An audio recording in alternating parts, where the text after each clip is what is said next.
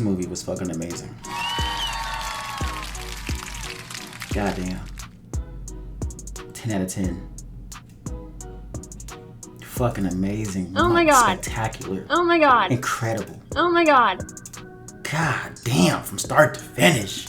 Action scenes, the non-action scenes, the trauma, the plots, the characters, the casting, the fucking the chemistry. Oh my God, bro. You know, I said this so many times, I'm gonna say it again. When No Way Home came out, right? And it was confirmed that Andrew Garfield and Tobey Maguire were both in that movie. Before I even watched the motherfucker, I was like, how does it get better? How does it get better than this? How? How does it get better than this? And it got better. God damn.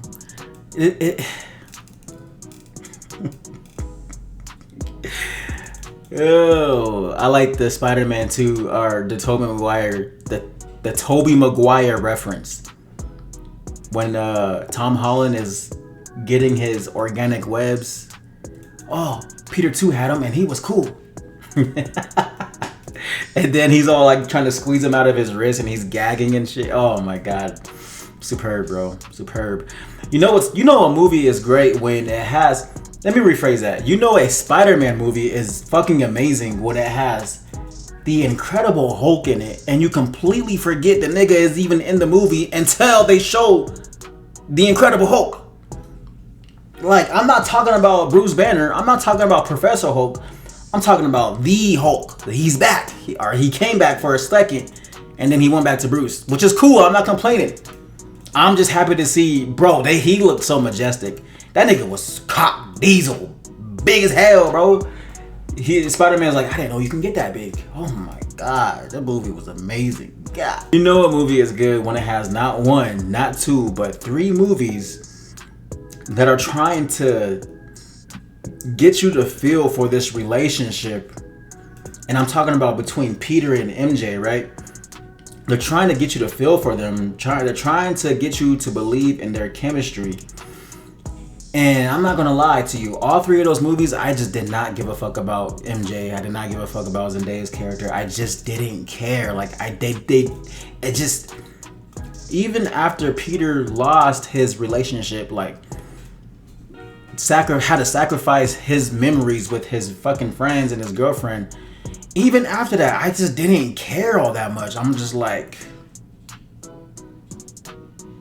but this movie here and Spider-Man Brand New Day, oh my God, bro, they really tug on the heartstrings. You feel me? Like, I'm not trying to sound corny or nothing, but there was a scene where, first of all, I'm all over the fucking place. This is why I call these reviews Scatterbrain reviews, because I just be saying whatever comes to mind, right?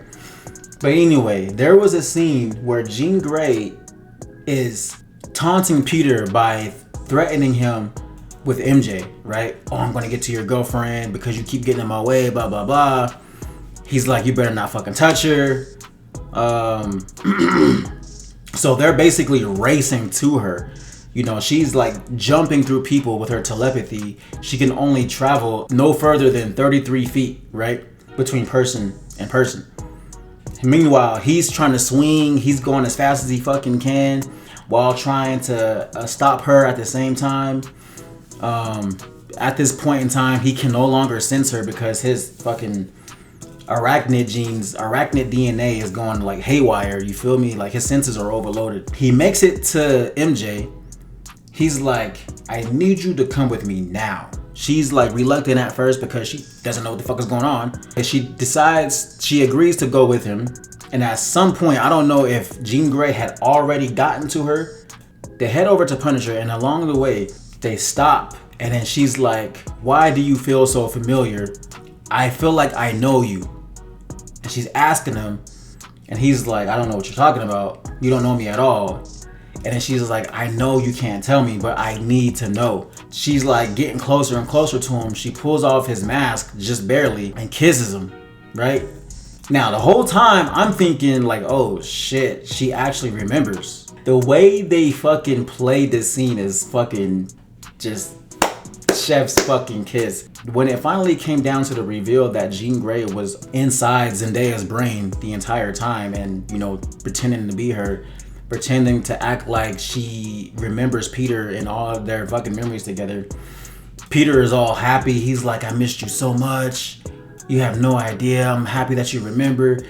Dude, you just being in that moment, you can feel what he's feeling damn near. And it's crazy. And then when it's finally revealed that Jean Grey was just pretending to be MJ, bro, I'm like, no fucking way. I should have seen it coming, I feel like. But I didn't. I'm not gonna lie to you. And then there's another scene later down the movie. Peter and Punisher go off to try and stop Jean, right? The whole time, Peter has the note that he had in No Way Home that he was supposedly going to give her. He accidentally leaves the note at Punisher's house while she's still there, right? Because it's not safe for her to be, you know, anywhere else at the moment. So he comes back. She has the note and she was like, was I supposed to find this? Did you leave this on purpose? He's like, fuck no. So he tells her everything, like, we've been through so much together, but we had to erase your memory for the sake of the universe, the dimension, and all that other shit, right? And he's like, I've been trying to do this without you, but I can't. I love you. And she's like, I don't love you because I don't even know you. But like, I'm making it sound stupid, but like, again, they got me, bro. It was like, my God, you feel for Peter. Like, you really feel for Peter. There was another scene before that, before both of these scenes, right? Where Ned is in this gas station or whatever the fuck it was. Peter sees him, decides to follow him to a party. MJ is there. She has a boyfriend. Peter doesn't know that up until he sees her and him kissing, right? And this fucks his whole world up. Like, this puts him in shock. He's like fucking panicking. He's swinging home. Oh man, it's raining. He's drenched by the time he gets home. His arachnid DNA is like spiking through the roof because he's like, he just experienced this traumatic event for him. You know what I'm saying? So he goes into fucking haywire. That's when his fucking DNA starts going into overdrive. He wakes up in a fucking web cocoon. He has fucking organic webbing coming out of his fucking wrist. And you really feel it. You really feel what Peter is going through in this fucking movie.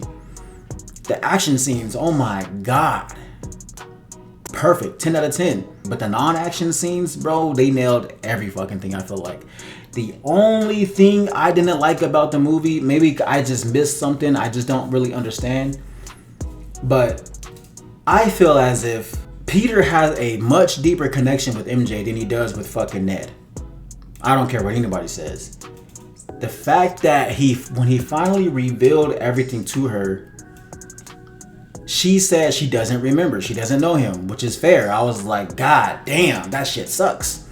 But at the end of the movie, Peter runs into Ned yet again, and he's about to walk away, but he decides to go up to him and like, I'm assuming he's about to tell him everything as well. He reintroduces himself to Ned as himself, because the first time he introduced himself to them, he lied and said his name was like Maynard or something like that. So he finally tells him the truth, like, hey, my name is Peter, nice to meet you. And they end up doing their secret handshake. Ned is like, wait a minute, this feels familiar. He doesn't say that, but you can tell that's what he's thinking. And like, so they're doing their secret handshake. And then at the end of their handshake, Ned is like, holy shit, Peter. And the movie ends. So I'm like, how does Ned remember, but MJ doesn't? You know what I'm saying? So I didn't like that part because I don't understand. I'm not saying like that was like bad writing, because I could have just missed something, but I just don't understand like what the fuck happened. But yeah, moving on, bro. Peter and Punisher, their bromance in this movie is fucking 10 out of 10, bro. It was written so fucking well. I like at the start of their relationship in this movie, they're kind of beefing with each other. You know, obviously it's Punisher and Spider-Man. They're gonna have completely different views from each other of how to handle criminals. Punisher believes just kill the nigga. No matter who it is, no matter who it is, no matter what the fuck they did, just get rid of him. Why do this when you can just shoot him? That's his ideology, right? Peter is like, obviously you can't fucking do that. So they kind of get into it a little bit. But later on in the movie, you can kind of see their bromance forming, and then it like breaks away, and then it reforms even tighter. Peter is trying to stop Jean Grey from killing this damage control dude. He's trying to teach her that even though people are shitty, you have to be better. You know what I'm saying? You have to, basically, great power comes with great responsibility. That's basically what he's teaching me.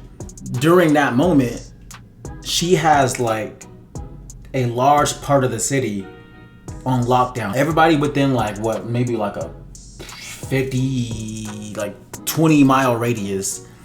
Everybody's frozen. She's threatening to kill every fucking body within that radius. Everybody's frozen. MJ, she's crying. She can tell that everybody is aware of what the fuck is going on, but they can't do shit about it, right? And Punisher's like, hey, Spider-Man, do fucking something before I do. So anyways, he's taking too long, right? Punisher sets up shop on top of a building right outside her little bubble. And he's like, he got her locked in somehow. This nigga is amazing with the fucking scope. God damn. He's like a fucking surgeon with the sniper rifle. You feel me? He's basically turned into fucking Deadshot. But anyways, he's on this building like fucking 20 miles away. He has her in his sights, shoots his sniper. Meanwhile, Peter and Jean are inside Peter's mind, and she's revisiting a memory that he has with Aunt May. Now, in that memory, Jean resonates with this memory so deeply to the point where it seems like as if Aunt May is talking to her personally, right? Everything she says to Peter in that memory is like she could have just said that shit to Jean. So basically, Aunt May saves the fucking day. That's crazy. Like, again, with what I said about Peter and MJ's relationship in all three past movies, right? When it comes to Aunt May's death scene, I just didn't feel it. Like, I cared more about her being dead in this movie than I did in the last movie. You know what I'm saying? But anyways, so they're chopping it up in Peter's mind. And then Peter's spider sense starts going off. And he's like, what the fuck is going on? What's happening? And then you can slowly hear the bullet that Punisher shot from 20 miles away creeping up on him, right?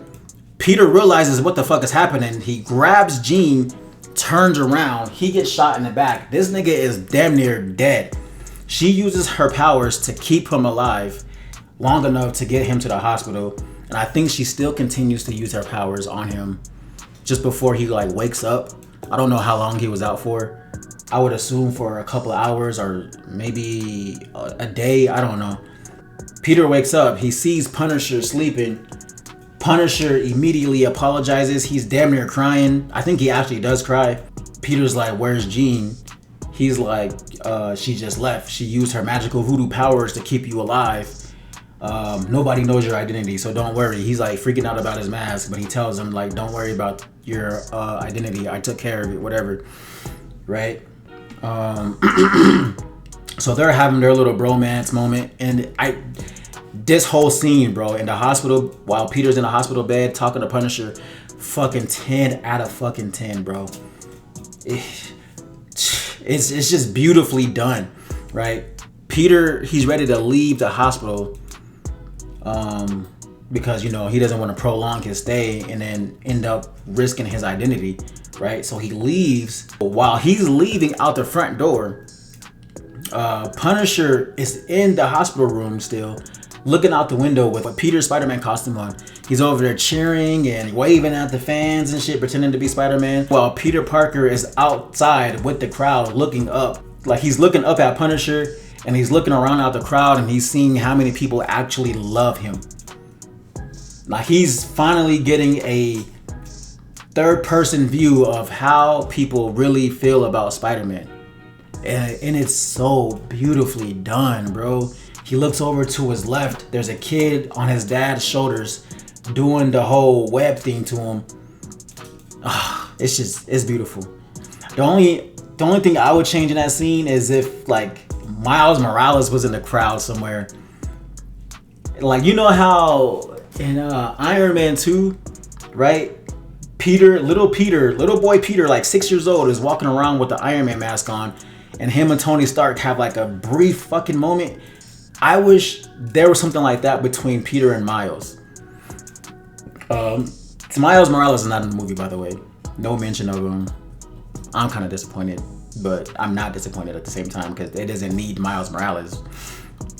But yeah, I just feel like that would have been so fucking hard if they did that shit. That would have been fucking fire. That would have been like a full circle moment too, I feel like. No? But man, I feel like I got so much more to say, but I just can't think right now. Again, this is why I call it a scatterbrained review. Again, I gotta reiterate though, this movie is fucking flawless to me. Damn near. I'm still giving it a 10 out of 10 despite the little shit that I didn't like, which is again Ned remembering Peter Parker, but MJ doesn't remember. She's like rubbing her necklace and shit at times. She doesn't remember, but she can feel something. You feel what I'm saying? Yeah, bro. God damn. I got a lot more to say, but again, I just can't think. I kind of want to watch and see what everybody else says about this movie. I don't see how anybody could dislike this movie. I don't see it. This was by far this was the best superhero movie. This shit was way better than fucking Thunderbolts or the New Avengers, whatever you want to call it. This is way better than fucking Fantastic Four, obviously. Way better than Supergirl. I liked it more than Superman. Damn, I didn't realize that until I just said it. I mean, Superman is my favorite character, but on the Marvel side, Spider-Man is my top dog. You feel what I'm saying? So, I mean, but overall, Superman for sure. But this was a better movie than Superman. Yeah, bro, they nailed it. Jesus Christ, they hit it right out the park. 10 out of 10. This is easily making $1 billion. If this doesn't make $1 billion, I would be fucking flabbergasted. Please go see this movie. With that being said though, I don't think this movie is necessarily for kids. I'm not gonna lie to you. There's a lot of curse words. There's a lot of blood and shit. You know what I'm saying? It's not like it's overdone. But it's like, if you're a parent, a decent parent, and you are, it's like you care about your kids using profanity or hearing profanity and being exposed to like just violence, I guess, don't take them to this movie, bro.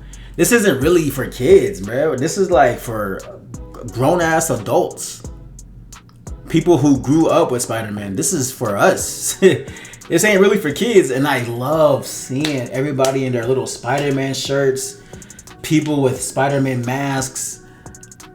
Fuck, I wish I would have took some pictures and shit. It was a great time, bro. It was a great time. It was a great fucking time. The only thing I regret is not being able to get tickets on opening fucking day, because there was probably so many people out there in costumes and shit that I missed out on. But hey, I still got to see the movie. Hey, to me, it was perfect. You know what I'm saying? 10 out of fucking 10 for sure. But that's gonna do it for my Scatterbrain Spider-Man Brand New Day review. Deuces.